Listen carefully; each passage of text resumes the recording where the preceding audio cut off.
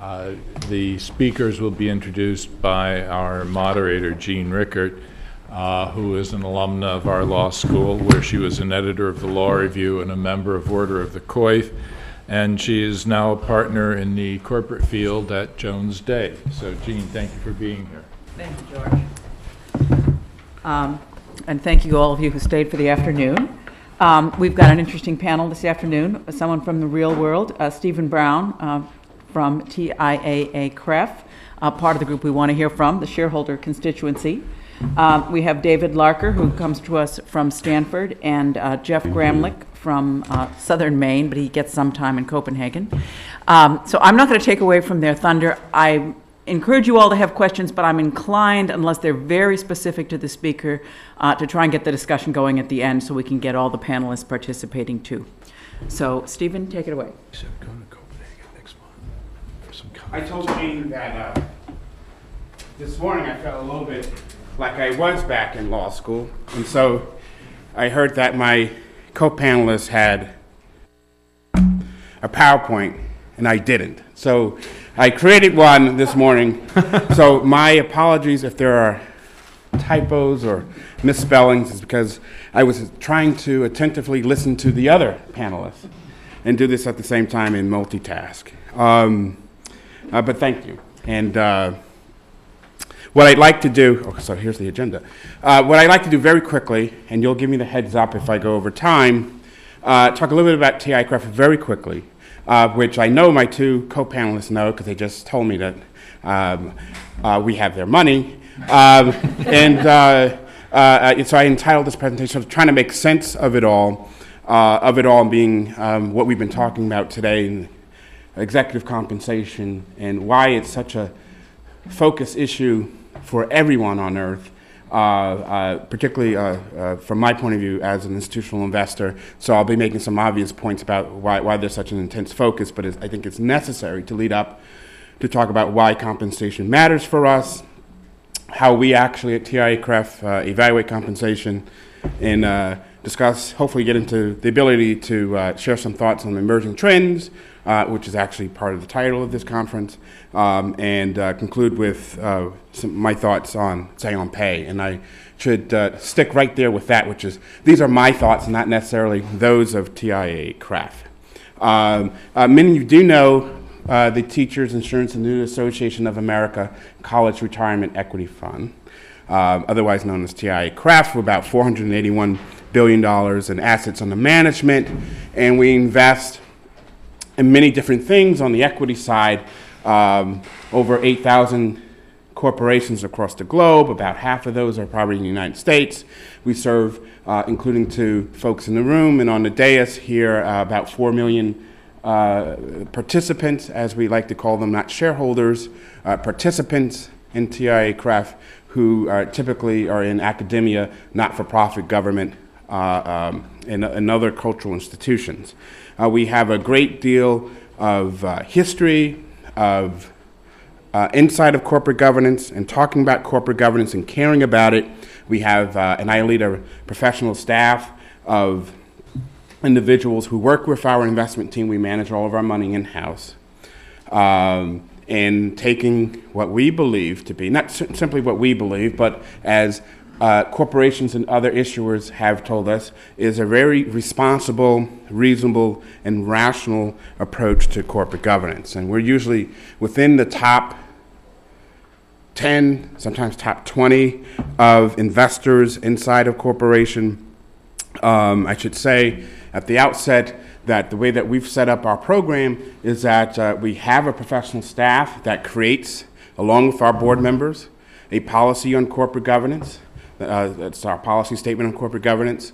We do use a variety of research, including purchasing research from proxy advisors such as Glass Lewis and ISS, but we do not outsource our voting to them. We make our own votes on a case-by-case basis. Okay, so that's TIAA CREF. And this is just another pictorial of just trying to think about our activism on a spectrum, with the most of the world being quite passive. By the way, there used to be actual logos of companies there, but I took them off because I didn't want Professor Fish going back to UPenn and telling her colleagues and others who participate in in her law and economics program that Steve Brown said they were passive, because they would argue that they're not. So this is just simply a very loose interpretation of the world where you see us in the middle, and Carl Icahn and others of his ilk as taking a more aggressive form, and labor union funds and certain state pension funds being a little bit more aggressive, and we can define what aggressive means. So, but this is just simply a trying to give you a sense of why we think and why others think that we are, in addition to being responsible, but rational, and sort of moderate, temperate, and sort of doing what we do. As I thought about the topic, and we think about it a lot because people are forcing us to think about the over 400 companies who we engage with and contact with on an annual basis.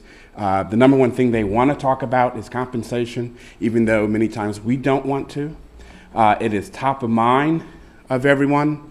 And as I look back on reflect on my own career, first as in private practice, advising boards and being a securities lawyer at Skadden and then at Wilmer Cutler, and I always saw the world that when you first joined the board, the committee that you didn't want to be on was that audit committee, post 2001 Sarbanes-Oxley. And now we have transformed the heat and being on the hot spot to the compensation committee. And as I thought about this topic, I just thought about how do we get to this point where the comp committee now is sharing, I think actually taking a little bit more heat these days than the audit committee.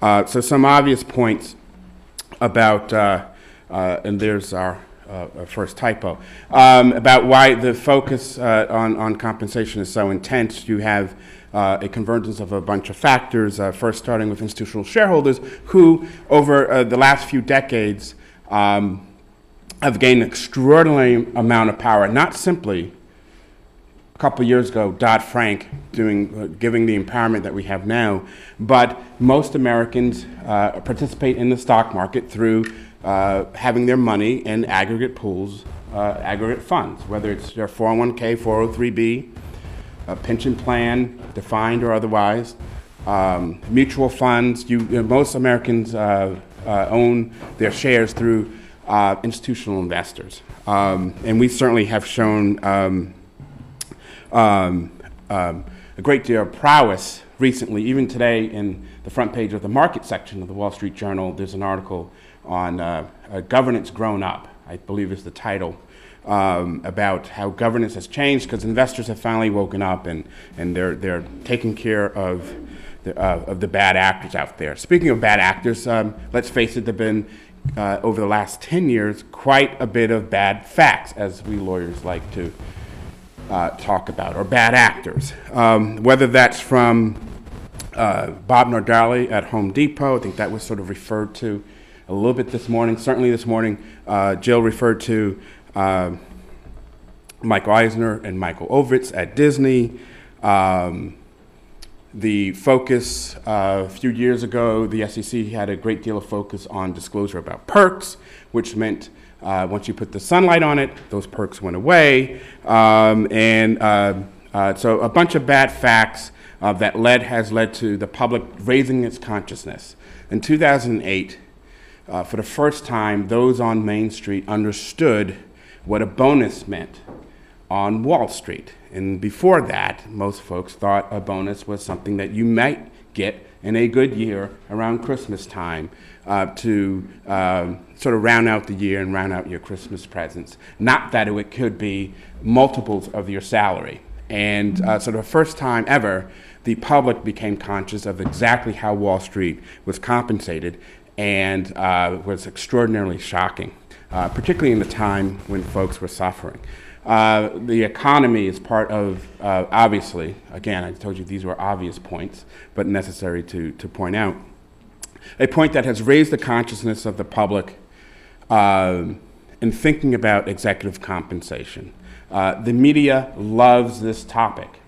They love it to death. I don't have to tell you about that. Even to the point where last May, they developed, based on what they saw in the Middle East, the term of shareholder spring, which they felt that shareholders were now rising up and they were taking over, much like the citizens in various Middle East countries taking over their government, that shareholders were taking back the market and going against corporations. Later in the summer, in August, they came back out, these very same media outlets, saying, well, it was a silent shareholder spring, or the shareholder spring was muted.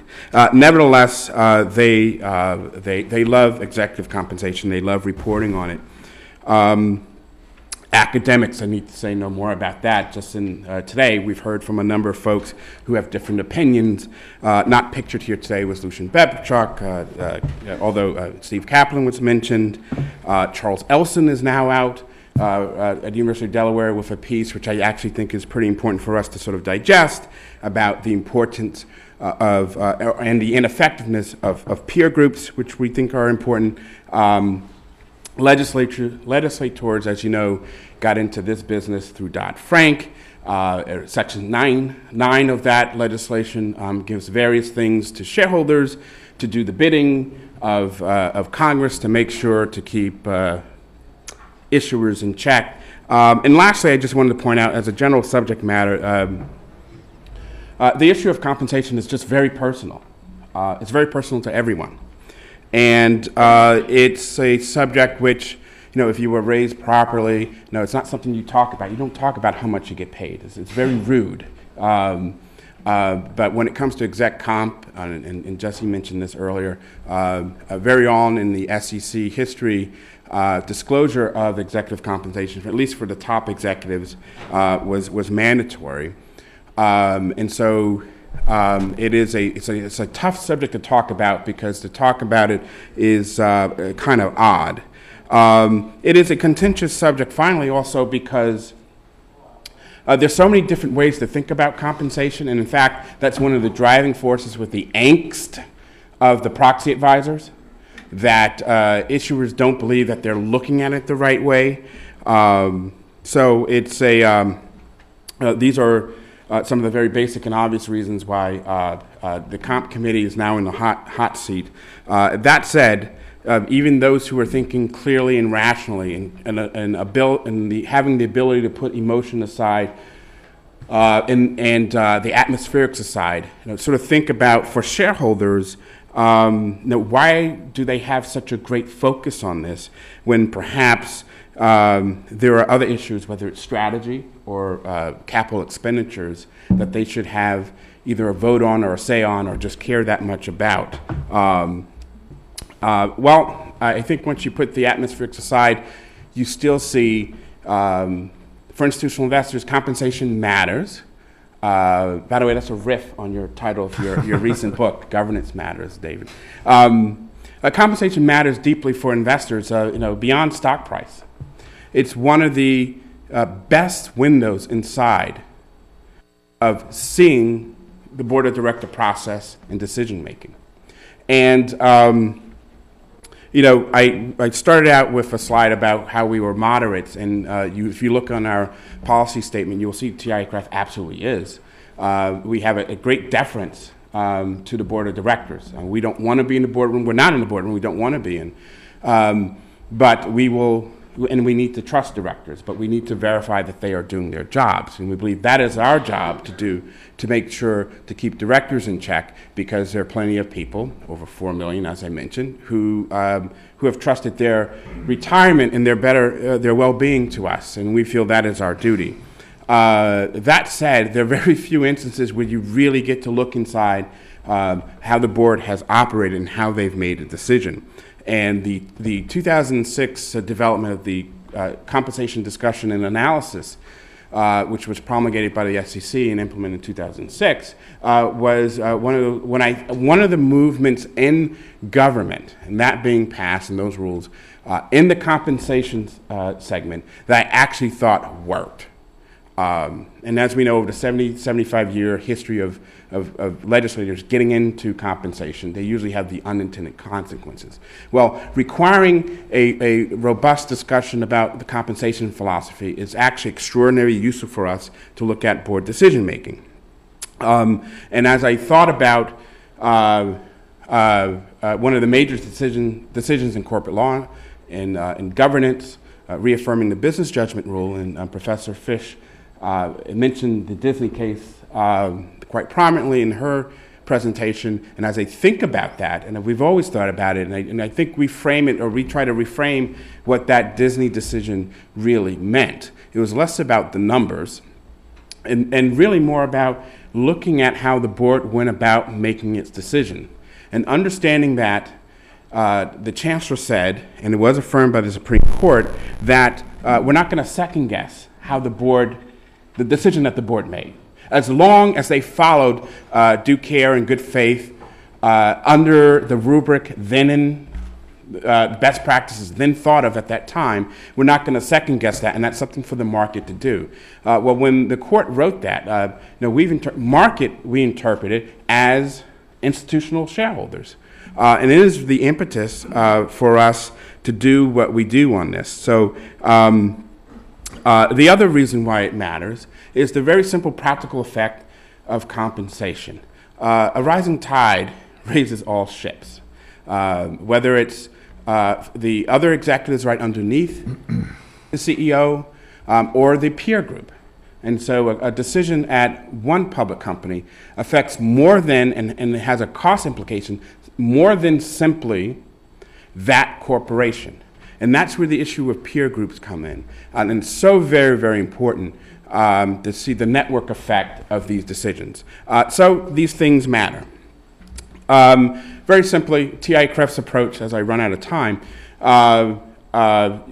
we practice the discipline of focusing on the linkage of pay for performance and whether that compensation discussion and analysis, the CDNA matches the MDNA a few pages earlier. And we do that by our analysts not simply when they get a proxy flipping to the summary compensation table, which is a hard thing to do because it's an issue of, I guess, general human nature and voyeurism that you want to see how much someone got paid, that number. But we have the discipline and practice of focusing first on whether we believe their story of their compensation philosophy. We try to avoid thinking about or affirmatively voting for specifics on prescribed executive compensation. We think companies should be customized, and we do a case-by-case analysis. Very quickly, and I'll pick a few of these emerging trends, and some of this was raised in the second panel. Let me jump to the governance roadshows. We've seen many companies sort of get it, that they have to engage with investors, and so they go out on the road, and nowadays they're bringing the right people. They're bringing someone who actually can talk about compensation. And that's usually the head of executive compensation. Sometimes it's the outside executive compensation consultant. We've also seen the need for those who are in investor relations to raise their governance IQ. It is not acceptable as an investor relations professional to not know that if you're talking to an equity analyst, for instance, that person may not be the person who actually votes the proxy. 5 years ago, maybe you could get away with that. Today, if that's your excuse, you're not doing your job as an investor relations professional.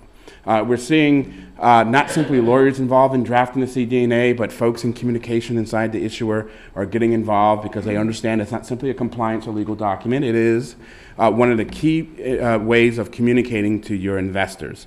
Fewer of what I call shareholder irritants are around, whether they're tax gross-ups or perks. You're seeing that go away. You're seeing a little bit better disclosure. You're seeing companies sort of challenge ISS on by doing supplemental filings if they think ISS got something wrong. 2 years ago, you saw that being very successful. This year, you saw many more companies do supplemental filings. They weren't successful, and they weren't successful because they were complaining about something that really wasn't wrong.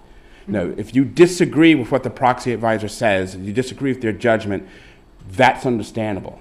But that doesn't qualify for an investor to change their mind. If ISS said 2 + 2 is 5, that's a mistake. That's something that should be brought up.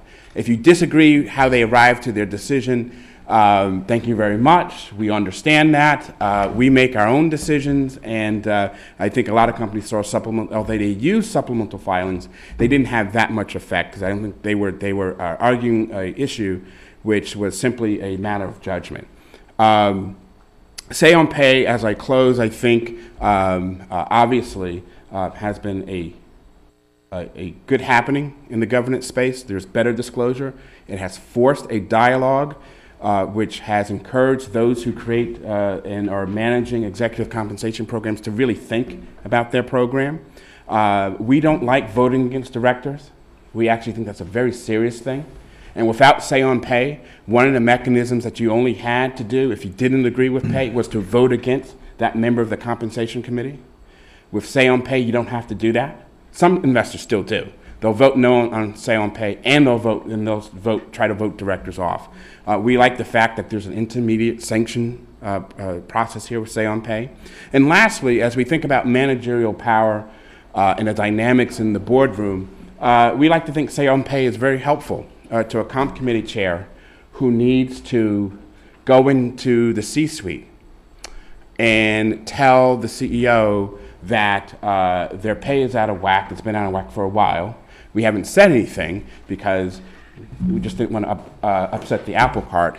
But now we have proof from investors that they don't like it. And if I don't do something about it, my job as a director is at stake. Because next year, if I don't do anything about it, they'll vote me off the board. So now we think this is a mechanism to help with that issue so that the comp committee chair can now walk in that boardroom with actually something that is concrete about not simply what the committee thinks, but what the owners of the company think.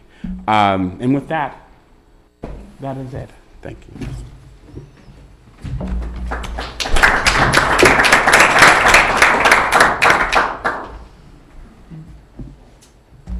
Look at that. Yeah, thanks. It's a pleasure for me to be here. It's always fun to come to the law school to give presentations. I thought I'd show off our new campus. So it's the weather's like this all the time in California. So, all right, what I'd like to do is change themes a little bit. I want to talk specifically about the proxy advisory firms, ISS and Glass Lewis, and show you some of the research that we've done at the Rock Center and how we're interpreting stuff and kind of where we're going. There's a lot of players, Jesse and Jill and other people talked about this, a lot of players in setting pay. There's investors, regulators, media, et cetera, obviously the board. I guess I should put comp consultants on here as well, but one of the things that I don't think has been looked at enough is proxy advisors. And this is an industry, I don't expect you to read this, that looks like this. I think it'd be interesting to actually lay out the proxy voting morass. Here's people that hold the shares. Here's the votes that are actually tabulated. Two of the players, I guess with Glass Lewis here, two of the players are ISS and Broadridge. One thing we've been sort of thinking about is, where does the money bleed off in this process? And, what happens when all of a sudden there's more votes cast and there's shares outstanding and stuff like that. So, but the thing I want to focus on today is kind of the ISS part. Jesse and I talked about this last night over dinner. So there's clearly a natural demand for expert advisory organizations. It's difficult to collect the data.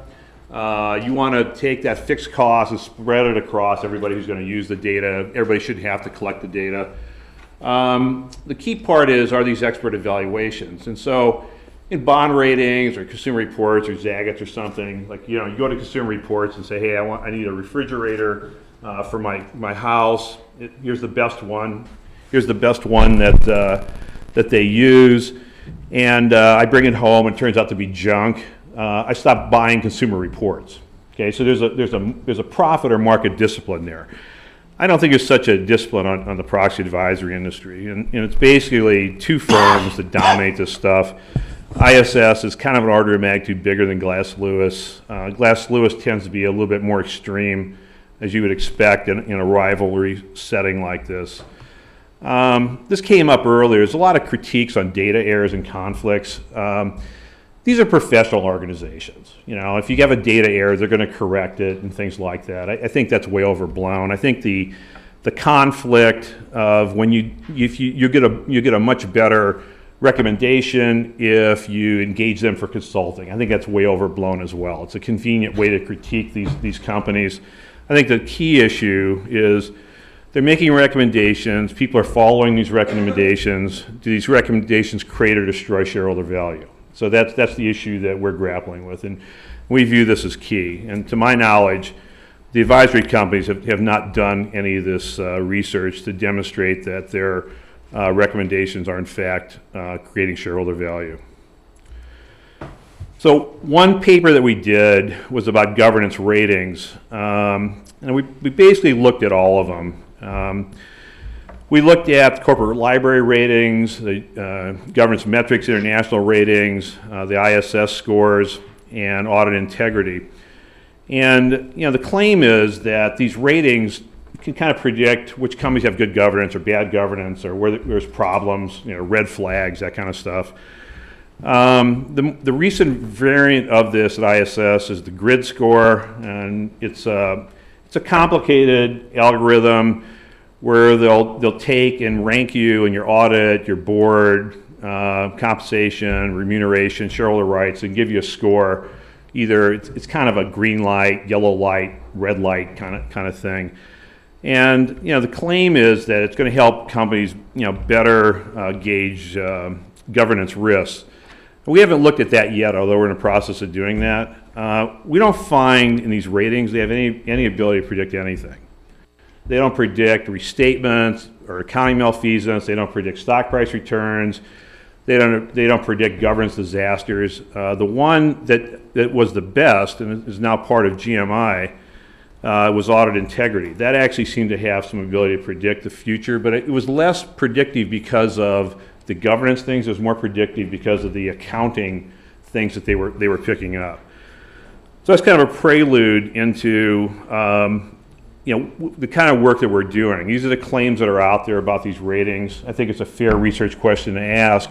Do they predict, or do they fulfill what they claim to fulfill? And at least on this dimension, we don't find any evidence that these things are useful.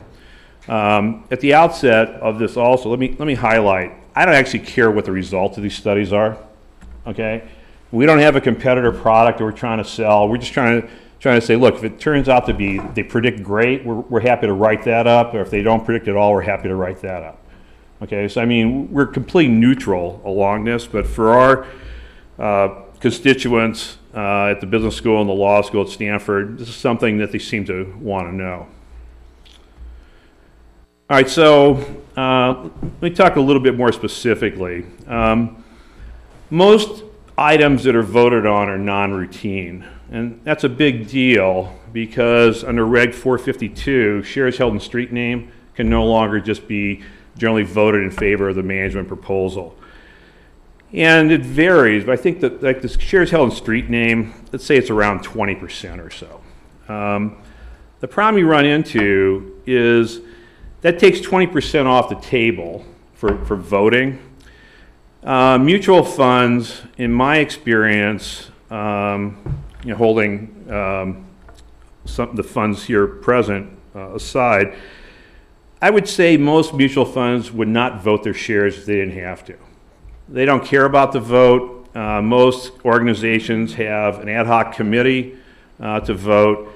They vote their shares only to fulfill their fiduciary responsibilities. There's a lot of claim that they pull in portfolio managers and things like that for the voting. I don't find that to be true except in liquidations or reorganization events. So in the case of mutual funds, what they want to do is fulfill their fiduciary responsibility in the cheapest way. And the cheapest way is to bring in an advisor that's considered to be an expert, and you can you know, pay them some hundreds of thousands of dollars to do this. I'm talking about not only the back office, actual voting, which is kind of some morass I showed, but it's also the recommendations. And I'll show you in a second, there's lots of mutual funds that vote in lockstep with the proxy advisors. Now, I'll admit at the outset, maybe that's what they want to do, okay? On the other hand, maybe they just don't care. And I think that's an interesting distinction. We've done lots of work on this. Proxy advisor negative recommendations swing at least 30% of the vote. So if you have a setting where 20% of your shares are in street name, you get a negative recommendation. It turns out you almost have to get all the votes that are available cast in favor for a binding proposal. You know, new equity plans, new directors, you have to get almost all those votes for the thing to pass.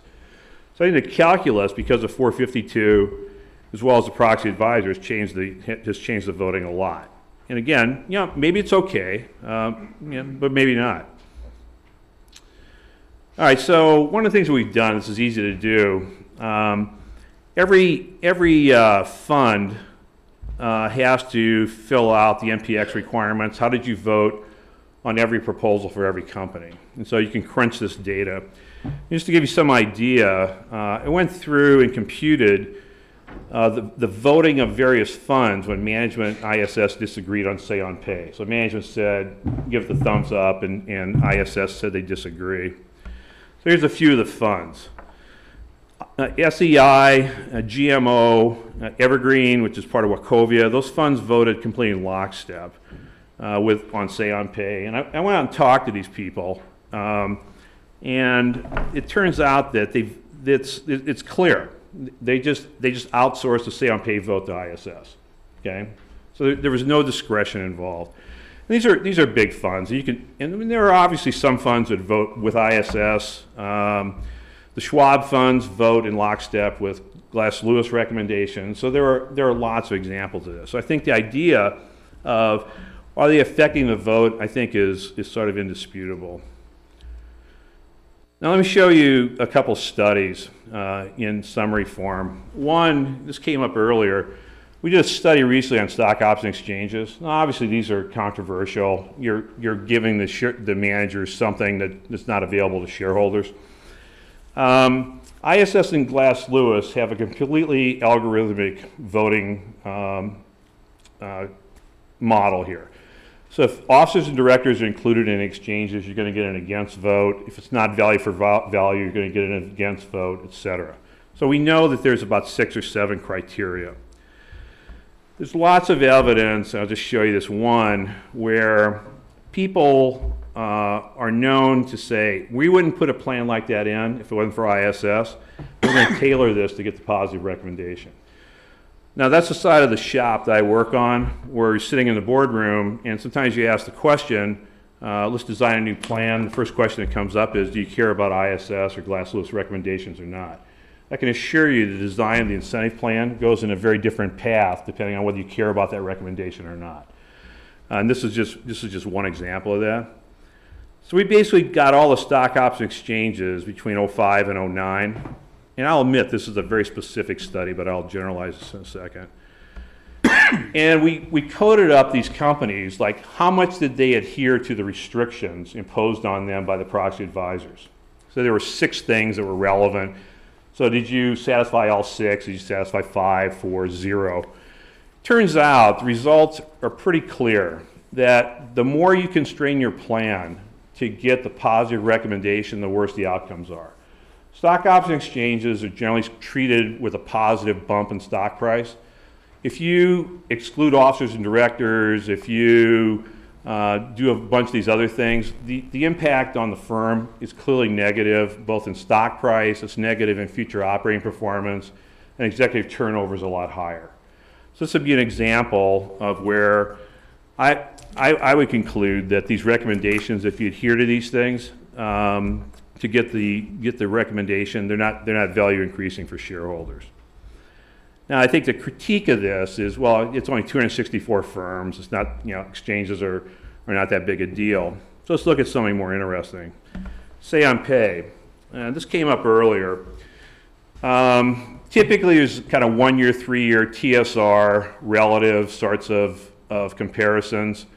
There's comparisons to industry, year-over-year changes of CEO pay relative to TSR. Then a whole bunch of stuff that are viewed as problematic. you know, if you reprice without shareholder approval, if you have tax gross ups, if you're not responsive to shareholders and things like that, you get a no vote. We actually have collected all these recommendations. We're actually reverse engineering the model that seems to be used. And I think the interesting feature of that is, if you looked at the model, it seems to be that underlying the recommendations, you know, other flaws are not in that. We're going to try to do some back testing. Does it identify the good guys or the bad guys or not? My sense is that these models here have way too many false positives. You're highlighting companies for negative recommendations when I don't think there's anything really wrong. But again, it remains to be seen.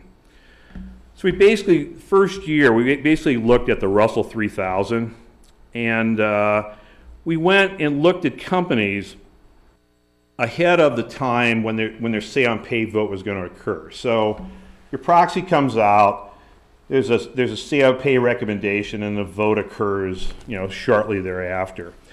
So you kind of know the model, and you kind of know what things are friendly. So ISS and Glass Lewis are big on performance-based vesting. I'm not especially big on performance-based vesting, but they are. They view stock options as having no pay for performance aspects unless it's performance-based vesting, and I think that's an extreme point of view. But what we do is we look at the companies that look like they're going to have trouble with their say-on-pay recommendations and see what compensation changes are made prior to the release of their proxy. And so we view these as they're mostly friendly types of things. So they're things that they're putting in, and I'd say are induced by the rules that ISS imposes on these companies. And a lot of them, we've gone out to these companies and talked to them saying, okay, why are you doing that? And it's pretty clear they would not put, say, performance-based equity in, except that they seem to need it to get the say-on-pay vote. When we go out and look, these recommendations show up in 8Ks, and it's a pretty neat, clean date. There's not a lot of other stuff ahead of time. Across all these changes, you lose about 28 basis points.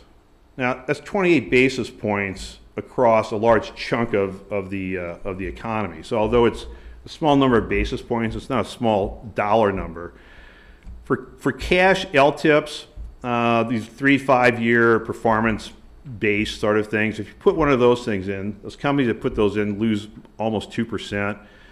Performance-based equity, you're losing 21 basis points.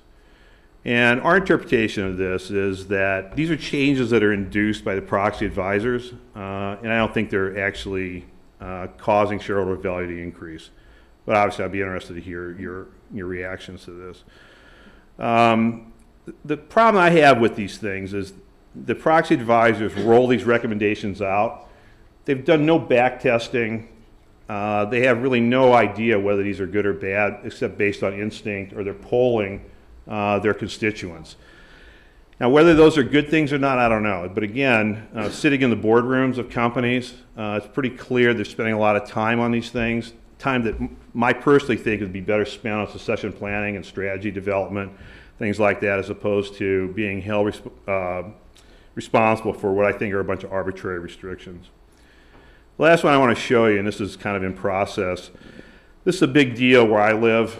Companies go out every year, maybe every other year, for new equity plans. So these are, it's kind of the lifeblood of Silicon Valley. Although we've switched somewhat from options to restricted stock, options are still the coin of the realm in Silicon Valley. And when you go out, you get a thumbs up or thumbs down on these things from the advisors, depending on their view. And I didn't do the whole thing here, but one of the things they look at is the shareholder value transfer. And this, in principle, seems like a good idea. You say, what do you have outstanding right now that could, and what could be still available? And here's what else I'm asking for. How much dilution is there in terms of value? Now, the problem is there's an explicit cap that's imposed on you. And the way the cap is set is they compute the shareholder value transfer for every company. They take the top quartile of your SIC or GICS code or industry, and they figure out the mean SVT in the ones that have the top quartile of total shareholder return. So the idea is if they can do it, they're in a top quartile shareholder return. If they can do it for this level of SVT, you ought to be able to do it for that. Now, you don't have to be too smart to realize that that's completely arbitrary and it doesn't fit every situation. If you're in a turnaround situation, that's just not going to work, for example. All right, so we've collected all this data. Let me just show you that ISS is a binding constraint.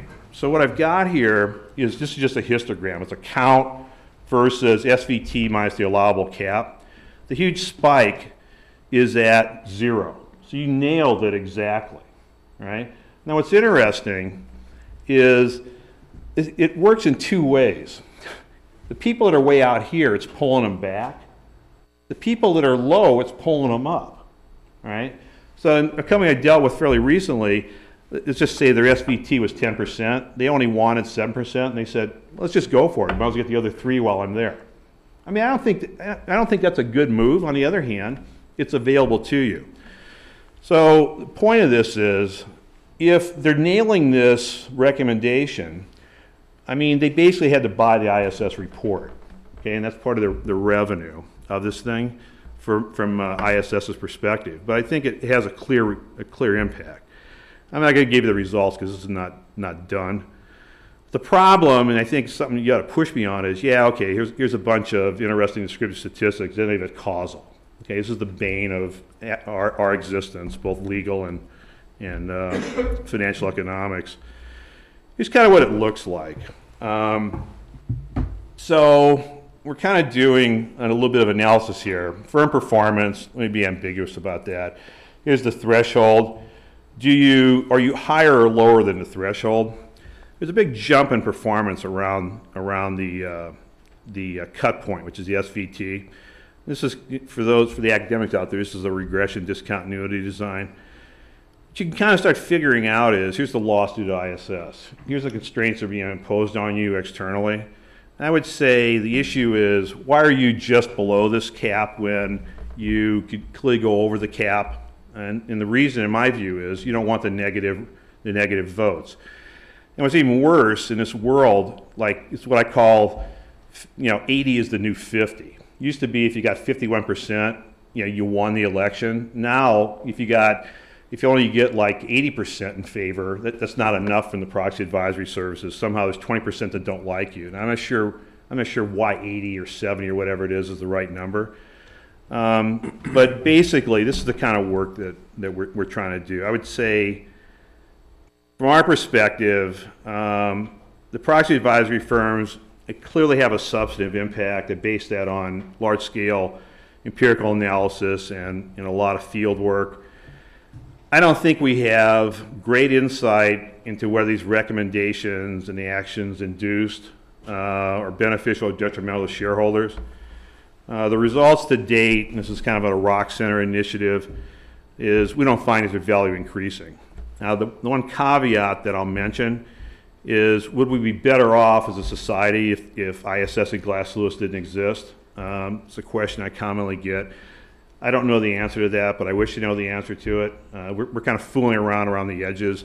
The thing is, we don't know is, are they stopping a lot of really bad firms from doing bad things? Okay, you can't observe that. But this other part of it is, I just am unaware of any, let's say, rigorous empirical work that indicates that what they're doing is shareholder value increasing. And the work that we've done to date doesn't seem like it is. But again, this is like neutral stuff. We're just trying to figure it out, and this is what we found so far. You'll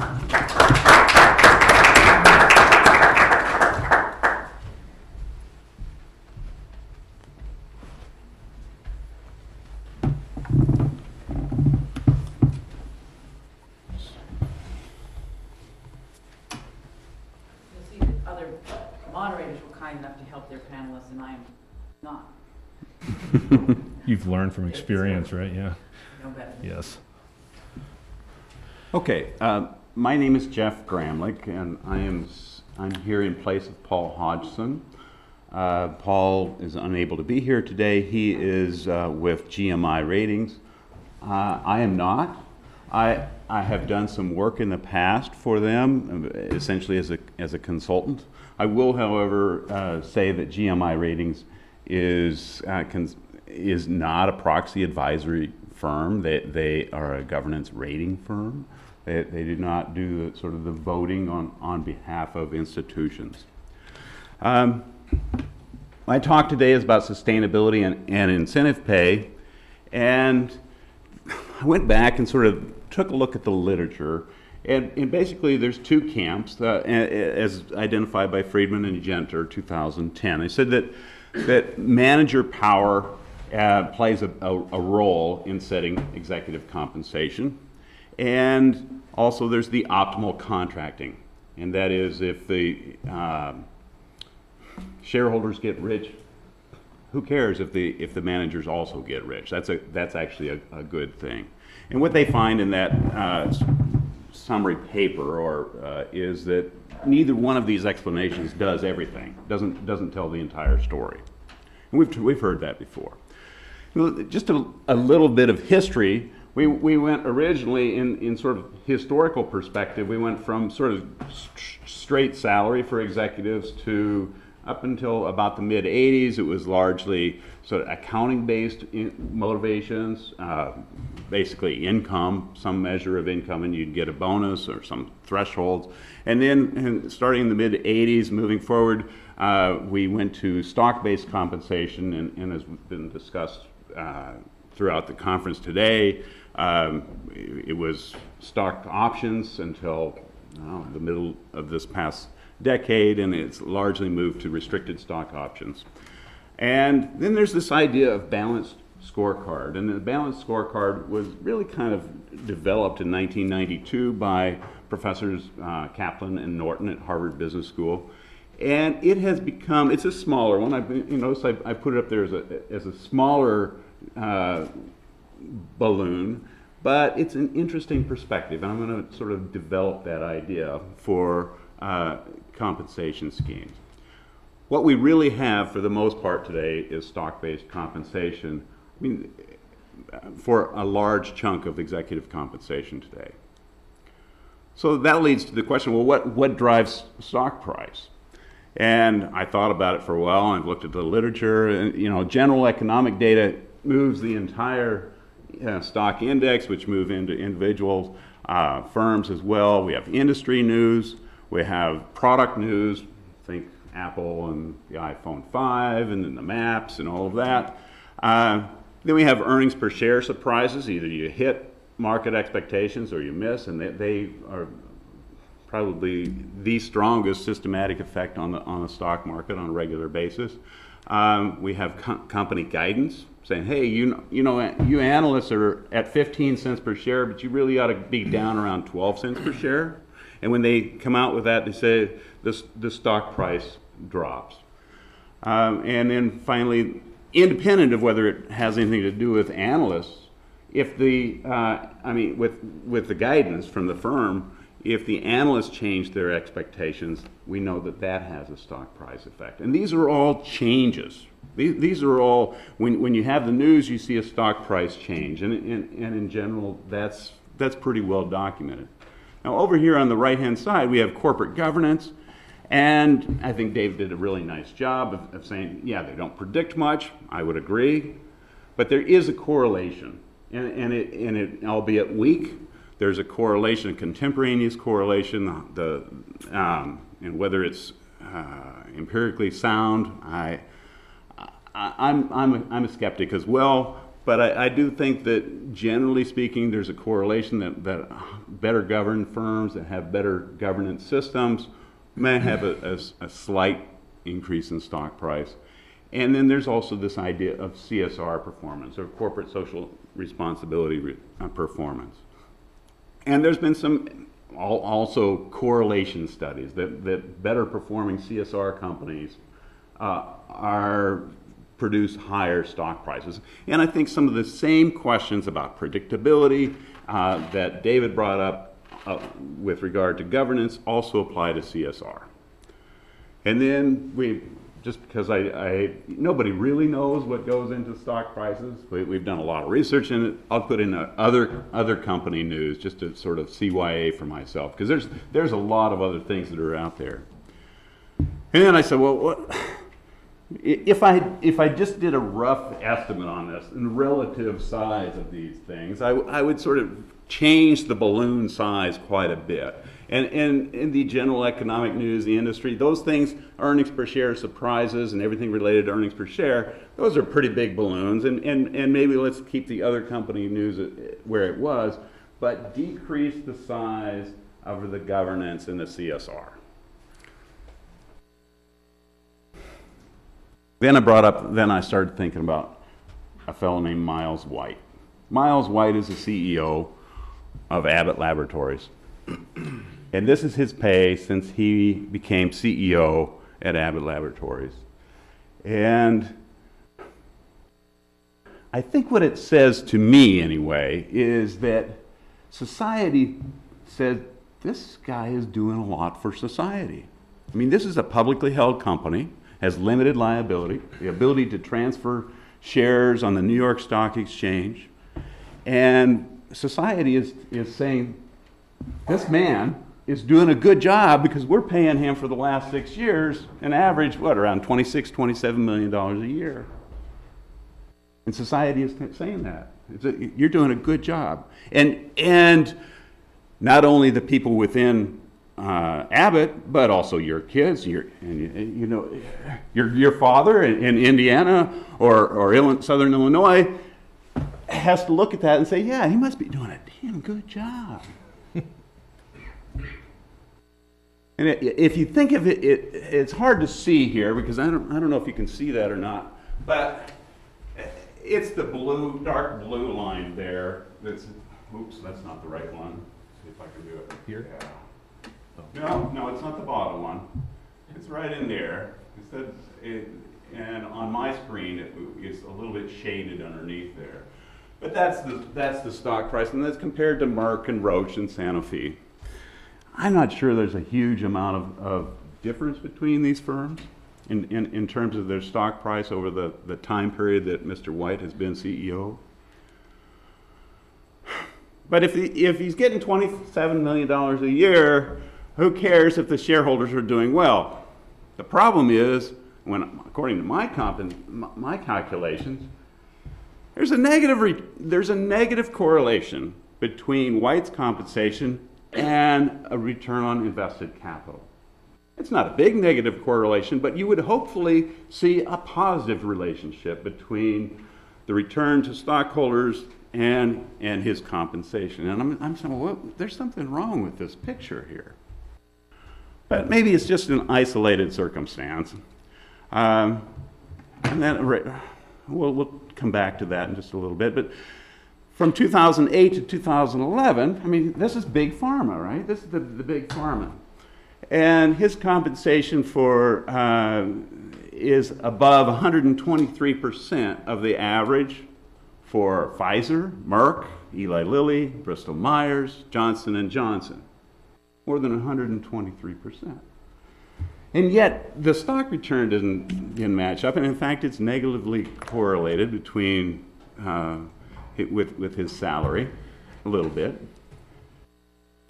So even if there is a strong relationship, let's assume that there was, instead of 13% negative, let's say it's a 0.8, which would be really tightly correlated. Would it matter how the company gets its money? And should we care about how those returns are generated? Does anything else matter? Here's an article from May 7th, New York Times. It says the pharmaceutical company Abbott said it had reached an agreement with the federal and nearly all state governments to pay $1.6 billion in connection with its illegal marketing of the anti-seizure drug Depakote. Abbott illegally marketed the drug for schizophrenia and agitated dementia, even though it was approved only for seizure disorders or mania associated with bipolar disorder. In an agreed statement of facts, the government says Abbott admits that from 1998 to 2006, It maintained a specialized sales force to market Depakote in nursing homes for the control of agitation and aggression in elderly dementia patients. So if they're making noise, give them Depakote. The government says that in 1999, Abbott discontinued its own clinical trial of using Depakote to treat dementia because there was an increase in adverse events, including sleeplessness, dehydration, and anorexia. But notice that they continued to do this until 2006. Okay, so maybe that's it. Abbott pleaded guilty in the United States District Court. Under a plea agreement, Abbott will pay a criminal fine of $500 million, forfeit assets of $198.5 million, pay $1.5 million to the Virginia Medicaid Fraud Control Unit, and serve 5 years of probation, which kind of raises an interesting question, exactly who's going to show up for the probation officer. In addition to the guilty plea, Abbott entered into a civil settlement to resolve claims under the False Claims Act and the anti-kickback statute. Abbott agreed to pay $800 million plus interest to the federal government for that one. In December 2010, they agreed to pay $421 million to settle allegations that they falsely inflated product prices to gain larger government reimbursement payments. In January 2010, the company agreed to pay $22.5 million because they conspired to block generic competition for its cholesterol drug, Tricor. So how does this company differ from what we think of as organized crime? Except the fact that it gets to trade its shares on the New York Stock Exchange. And it has limited liability, which mafia families don't get. Take it back. I'm sorry I stuck that in there. I just wanted you to take a look at it one more time. This is what we tell our kids and our parents is good behavior, right? It correlates, well, albeit negatively, with stock price. So if we're going to make some progress in executive compensation, maybe we need to somehow decrease the manager power component and increase the alignment of interests. And if we're able to do that, I think we are actually making some progress. But if we're not, then we have to say, maybe we're not making any progress. So here's what I think of it as far as changes that we need to do with regard to what I consider new powers, rights, and problems. Think about the new powers. We have multinational companies that operate around the globe. If Canada creates new environmental rules, we'll just move to Taiwan or to Korea or Mexico. If we, for some reason, don't like the rules in the United States, we'll move to France. We're a multinational company. We can move around. We're bigger than these countries. We give them right of free speech, anonymous free speech. And yet, we have big problems. We have the greatest dispersion in wealth in the United States since the Great Depression. We face global climate change. And we have a government that is broke. It's broke in two ways. It doesn't work. It doesn't have any money. So can we ask these companies to be more as a citizen? Every one of them is going to tell you, when you go, all you have to do is go to their webpage. They're all great citizens, right? I mean, it doesn't take much to figure that out. They all say that they're great citizens, but maybe it's time now to start measuring citizenship. Go beyond stock value alone, and if we do that, maybe things like earnings per share should come down in relative importance, and corporate governance up a little bit, But certainly CSR performance should increase in relative importance if we're really looking at them as becoming citizens. So I'll take you back to the balanced scorecard that I mentioned earlier. Kaplan and Norton came out with this in 1992. David's done some articles on it.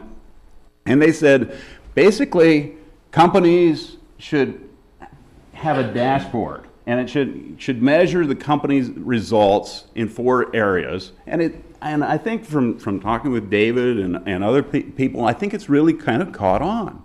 That you need to do some financial measures, you need to look at the customers, you need to look at the internal processes, and innovation and learning. And the idea is that you get key performance indexes or indicators for each of these aspects. And it's really caught on. A lot of executives come in and they get their KPIs for the last week or some recent period, maybe it's last month. My innovation or suggestion is maybe we need to add a community perspective to this balanced scorecard. And if we do that, and this is something that GMI has collected, some of the things that they collect is incident rates for downtime and errors and safety issues, how much they're emitting for CO2, diversity, customer satisfaction, employee engagement, and volunteer hours. Those are examples of things that could be measured and largely are not being measured. You may remember PG&E, a company that kind of came to the front with Aaron Brockovich and Julia Roberts. But today, PG&E is reporting a sustainability report. You see that they've got the safety, customers and communities, employees, economic vitality, and environment there. And they're actually reporting about that, and at least in this environmental side, they give themselves a bad grade. The interesting aspect of it here is that they chose to discontinue that measure for next year.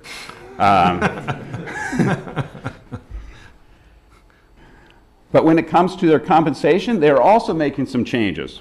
So take a look here. Safety performance measures, and this is after Japan, have been expanded now to encompass not only employee safety, but also public safety, and they determined 40% of management's annual at-risk performance-based pay in 2012. It's the largest single driver beyond financial performance and customer service. So they're making some headway, but it's certainly not a balanced scorecard if you're looking across all of those different aspects of the firm. Here's another company, Excel, and they clearly are giving some sustainability measures credence in their bonus plan. One last one I want to talk about is Chevron just this week. And I think this is actually where you make the connection is in risk. Chevron, the Supreme Court didn't block Ecuador's power to enforce judgment for some pollution that they created over the course of 40 years in Texaco in Ecuador. And that was just earlier this week. The problem, and it decreases the value of Chevron and Exxon stock, is that we don't know where the other problems are. We just don't know. And had they engaged the people that lived in the Amazon rainforest 40 years ago and said, you know, do you really want this crap put into the rivers? Maybe we wouldn't have the lawsuit today. And I think that's where we want to go. I think I've gone probably long enough here, but that's the nature. I think we're looking for companies to step it up, be the citizens that they say they are.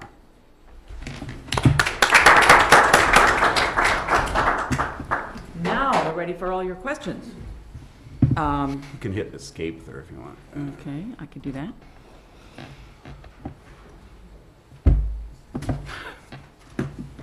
Some questions? George, you're going to give us a question? Jesse, okay. Yeah, David, I have a question for you. Relating to your studies that show that, or seek to show, or may show that ISS recommending things that reduce shareholder value, there seems to be a slight tension in the approach you're using, because you're assuming that the market, assuming that you've actually been able to isolate a market response to ISS's recommendations, which, you know, Yeah. you may or may not have been able to do. You're sort of assuming that the market is getting it right. The market price is driven by the shareholders. So the shareholders have to be smart enough to see that what ISS is recommending is not good for the company, but stupid enough to go to ISS and pay them for their recommendations and then blindly vote their recommendations. So Yeah, but he has the statistics showing the shareholders, and the shareholders are saying they're blindly following ISS, that they're outsourcing their fiduciary responsibility. They're exercising their fiduciary responsibility to vote by listening to ISS. He said that. yeah, yeah. So so some of them may be doing that. I get that, but then the question is, if the shareholders are stupid enough to blindly follow ISS, why are they smart enough to figure out that when a particular pay plan is announced, that it's going to reduce the value of the company by 0.28% and drop the price?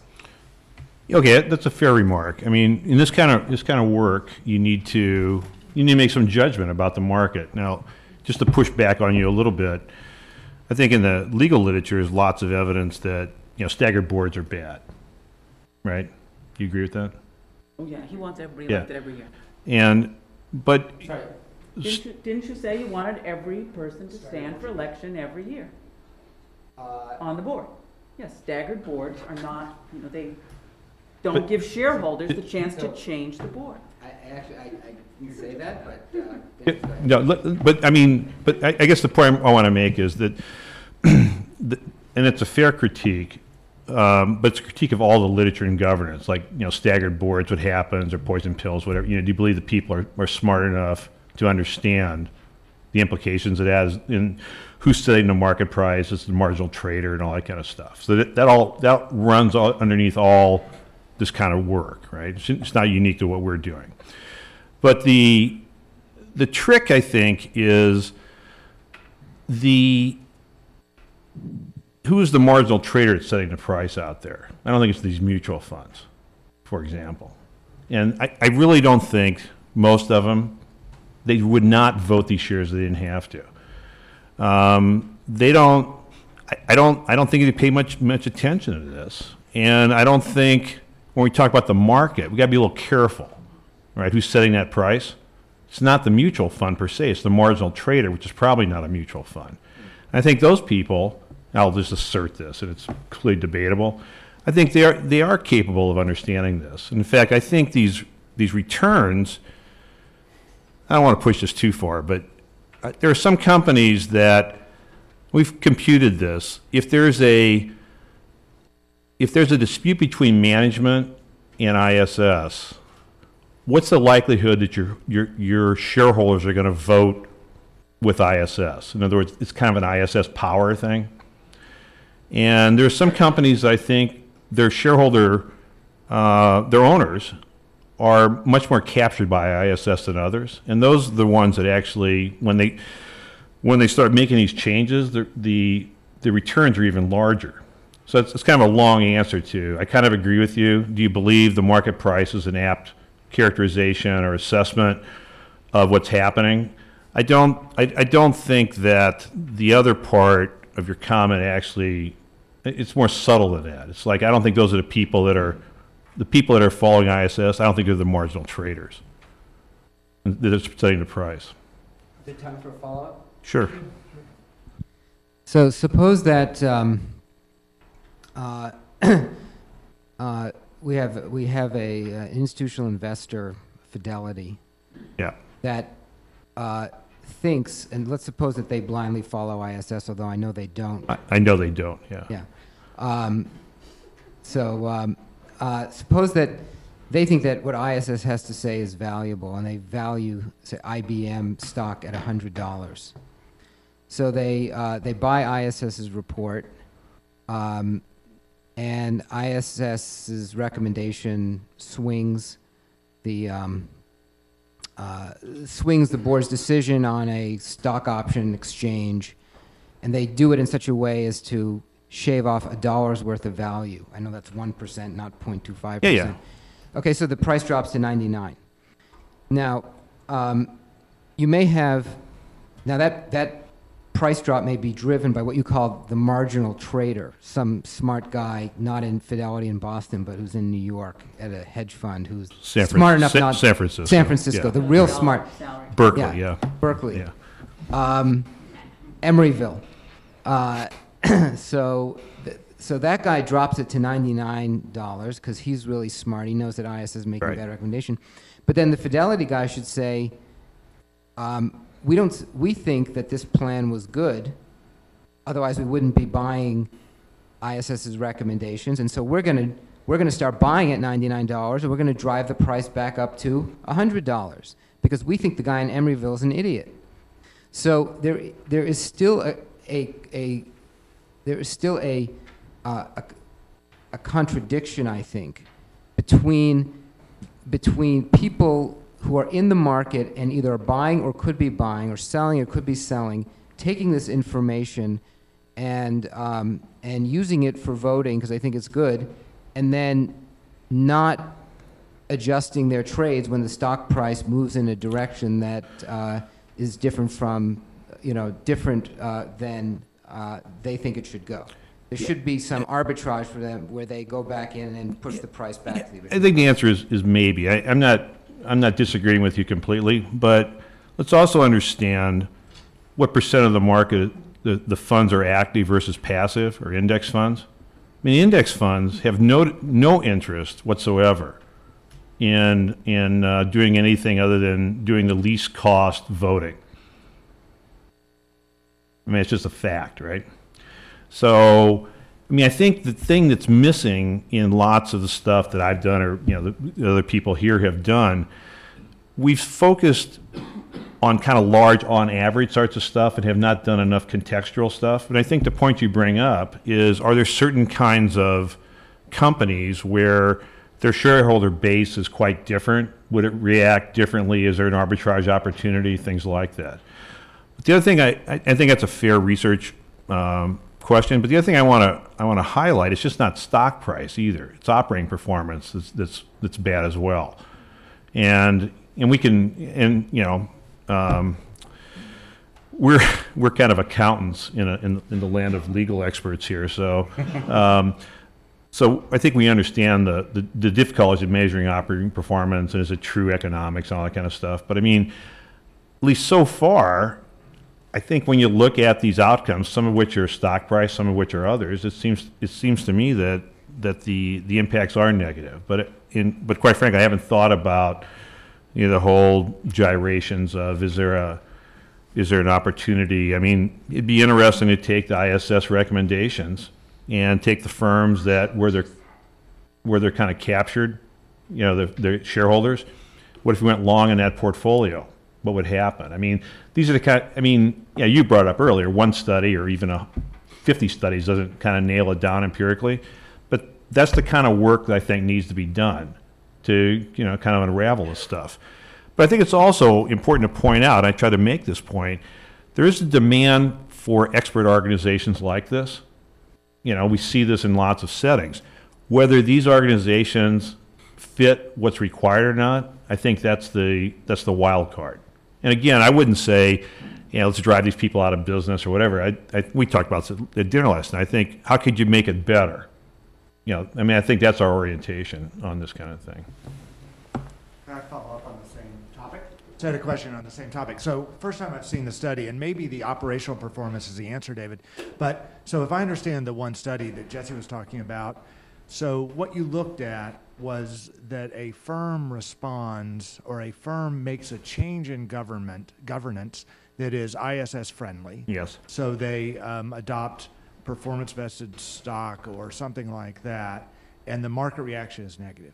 So is there another explanation here? Suppose that we don't have a very good idea of which firms really have good governance. Everything's murky. But if a company has to make a change in order to get a positive ISS vote, maybe that's a signal that things are worse than we thought about that company generally. Yeah, that's a possibility. I mean, you could expect, in the paper, and through the review process, we all get to add alternative explanations that are the favorite explanations from the referees on these papers. And we've explored a number of those things. That is a possibility. I'm not trying to grandstand here, but I don't think we know how to measure governance. And so it's what I consider, in our book we talk about this, it's from the outside looking in. How many people are tall or short or own shares or, and that kind of stuff. And I don't think those things, it's what we need to do is sort of see it in action. And it's hard to figure out. We've actually been going down the path of saying, and there's problems with this, but let's say bad governance is measured by companies where they do bad things. Now, of course, that means they got caught and things like that. But I think we're kind of all stuck in this area, and not so much academically, but from a business perspective, there's no way that Glass Lewis or ISS could make any money if they had to do in-depth analysis, talking to people, actually meeting the board members and stuff like that, because they have to render recommendations on 5,000, 10,000 companies, and so it has to be algorithmic. And maybe there are some red flags there, but I think statistically, but also conceptually, I think it's very fragile. But it could be the case that they've got the model. You're just telling the market, aha, we're going to reveal ourselves as a bad guy because we're making these changes. That is an alternative possibility. I guess that's all. If you have operating performance, that's a good. I think it'd be a check. I think it would have the same problem though, because it's yeah. So I want to ask a question of Professor Gramlich. So when you started talking and you said, we paid this guy $26 million, immediately my hackles go up because I think, well, we had nothing to do with it. There is no we, right? It was some people decided voluntarily to invest in this company. That's just sort of my orthodoxy. But then as I was thinking about it, I mean, you're obviously right in a sense that that's a measure of the person's social welfare, right? The value they add. And so assuming that you're right, that, this sort of anecdote you gave about Abbott is a sort of a sign of something rotten in the state of Denmark. I'm wondering what we could do about it, right? Because, as you said, if we tried to, tax or use sort of government power to change governance, capital is very mobile, labor is pretty mobile in our world. We'd have sort of some world government. I know Case here has the UN, at least I think that's the UN flag. Maybe it's the United Federation of Planets. I'm not sure. One of the two. They're about the same effectiveness, but whatever it is, we could have some kind of world government. But assuming we can't go there, I'm just wondering what in the world we would do about it. Because if Jesse's right, and you seem to be right, that companies are very good at being deceptive and manipulating. If you tell them you got to disclose this, they're very good at camouflaging and decepting and gaming and buying politicians to get the loopholes they want. If we're in that world, if I'm sympathetic to your point of view that, we need to change something about like the way that each individual in the society measures social value, that can't be a corporate governance project, right? I mean, that like starts in my house tonight when I'm putting my kids to bed, right? And it's sort of like we all have to do it. Or do you think corporate governance can somehow achieve this world in which we as a society don't value this guy at $26 million? Does that make sense? Yeah, I think so. I think I do want to focus on corporate governance. What you do with your kids and your family, I'm sure is is great, but it's not something that I'm particularly interested in changing. What I am interested in changing, and particularly I tend to agree with mostly with the perspective that David brings, that ISS is not a particularly useful institution. However, they are a business, and they are providing something that people want. My concern is that they tend to want it because they're lazy. They don't want to get involved in governance because they're lazy. And especially if you're indexed, you should be taking a view much like CalPERS, which is we're indexed. And yet our constituents have to live with the world that is being created by these companies. And in order to make the world a little bit better, we're going to have to get involved with them. And so you saw in the continuum that Stephen had up there, you saw that CalSTRS and CalPERS were over there on the right as far as more aggressive. I would like to see TIAA CREF over there because that's where my money is. And I'd like to see them get more involved and not just blindly follow. And I know that they don't, but I'd like to see them get more involved and put the stops. We don't want to tell our kids. Presumably they're not there because there's no demand for them to be there, right? If there was a demand for them to be there in society, that is that. Demand for who's them? On this case, there's a continuum. There's a continuum of activism that Mr. Brown showed, that presumably reflects the demand for activism that exists in society. That there are some investors who are investing and they really want activism. They want their institutional investors to stand up and say, even though we're leaving money on the table, this is the kind of world I want to live in, so you company should behave this particular way. That's the most idealistic version of what CalPERS is doing. And then there's a bunch of people who are investing in mutual funds, and they could give a care in the world. That's the demand that exists in society. So you're asking people to offer products and services that people are not demanding. Well, wait. If I'm sympathetic to you and saying, yes, I wish people demanded it, it's like me wishing people demanded, unicorn flavored ice cream. It just doesn't exist. There's no demand for it. My point for that is that I don't remember TIAA CREF ever asking me whether I wanted them to get more active. And I would definitely vote yes. Wait, hold on. First of all, unicorn flavored ice cream is pretty good. I think I've had it. Institutions who are not on the right side of the aggression of activism, it's not necessarily because they're lazy. It's because they've made a judgment on cost. They've made a judgment on cost.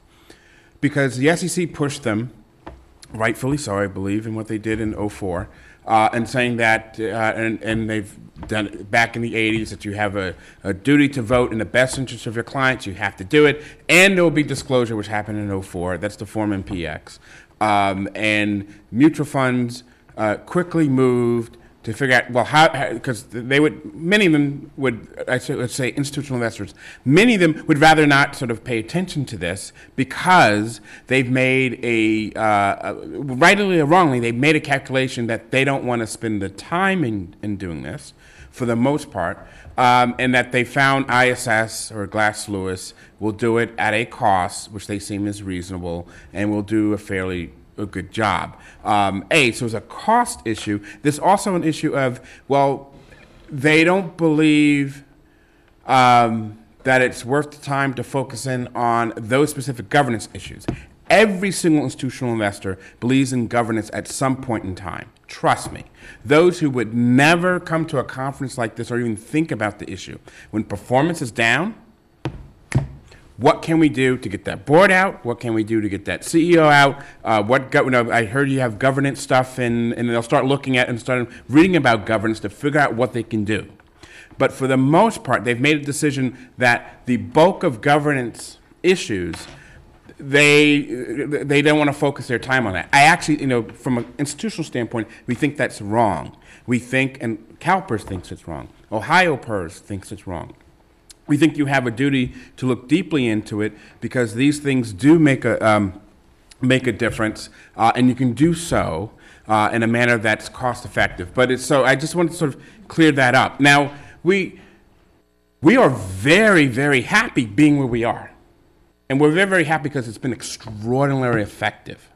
Extraordinarily effective, and when you measure what we do compared to CalPERS and CalSTRS, and I don't mind what they do. It's just that I don't think someone has done to say that what they have done is more effective than what we have done. Because what I can tell you is that we have extraordinary access to issuers. And I think it was asked last night about, well, why don't you file more shareholder proposals? I don't need to. Because if I have an issue with a company, I could call them up and they'll give me access to their chairman of the board so we can talk things through. And the reason they do that is because of that spectrum. And they believe they'd rather have a conversation with TIAA Craft than anyone else is going to out them in the Wall Street Journal the next day. So that the quiet diplomacy, which I'd like to mention with the UN flag in the room, that we've expressed over time is not simply a way of just the way that we think corporations should be treated. It's because it's been very helpful to us. And matter of fact, CalPERS about 2 years ago, after the issues that they went through, unconnected to their governance staff, the governance issues unconnected to their governance staff, they went to a sort of quiet diplomacy platform where they're not going to put out the focus list and sort of shame companies ahead of time that here are the 10 companies we're going to go after. Although we didn't disagree with the way that they sort of wanted to function that way. So I think, I mean, all these points are extraordinarily valid, and I think it does come, at some point does come down to not simply, it does come down to regulation, and there is a role for government in this space. And that we can't simply say that we're going to allow corporations to sort of solve this and sort of have it private ordering. And I don't know where that right balance is. And there is also a role for what goes on in the professor's home and how he teaches his child. The home is not the right place. It's actually in the building like this and down the road in the business schools. How are we training leaders to lead their companies or to advise those who are leading companies, to make decisions that are right for the company in the long term? And we talked about this at lunch in terms of folks measuring, executives sort of measuring their activities for the short term because their careers are short. Tenure of CEO is not 8 years anymore. It's more like 3 or 5. Let me make my mark in the 3 to 5 time range, which, for people like yourself and David and others, your time frame, it's much longer than that, invested in a long-term institutional investor. And so you're shaking your head? No? My time frame's not. You say it's not that short. So I'm just sort of trying to balance out the discussion here that many of these points are valid, but does becomes a push-pull on which triggers we're trying to pull, whether it's from a structural standpoint, which I believe in. I mean, there's a strong role for corporate governance and regulation so that we can set a fair field. If only we in Fidelity and Vanguard disclose our votes, we probably wouldn't do it. Not because we're not good folks, because there's a cost to it. There's a cost to actually doing it. There's a cost to once you disclose it, people sort of being activists against you on that. And I think it was right in 2004 when the SEC said everyone's going to disclose their votes by August 30th, so we can see how you voted. Not too many people read it, except for the folks here on this dais. And that's the issue of society that probably you should read more MPX to see how people voted, because the information is out there. I just want to say, when you talked about effectiveness, I think you were probably, when comparing TIAA CREF to CalPERS, I think you were talking about bottom line effectiveness. And I would say, as I mentioned in my presentation, that effectiveness should be measured in a broader scale because we're looking at the world that we're leaving for our kids. And then it is not just bottom line. And yet, that tends to be where we're looking. That's a good point to perhaps. No, great ending. I appreciate it. Yeah, okay, well, there are a lot of issues, interesting issues here, and I'm sure we could take much more time pursuing them, but our time is up for now. So I want to thank Jean Rickard as the moderator and our three panelists for another excellent session. Thank all of you for coming, and I hope we'll see you at future programs of the Center for Business Law and Regulation. Thank you.